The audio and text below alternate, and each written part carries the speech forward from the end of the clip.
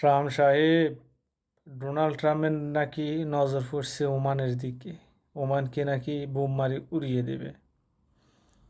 Trump সাহেব 4 লক্ষ বাঙালি ওমানে কাজ করে, কর্মরত অবস্থায় আছে বর্তমানে।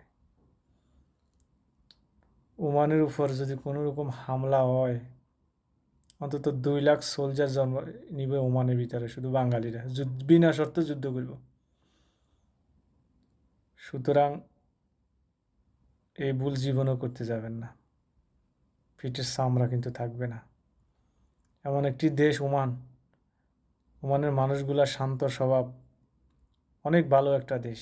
এই দেশটাকে নজর পড়ছে ওমান ট্রাম্পের। তো নজর যদি দেন, আমরা ট্রাম্পের চোখ থাকবে না, মনে রাখবেন।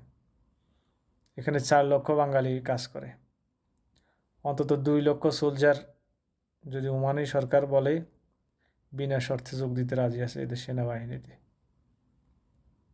খবরদার।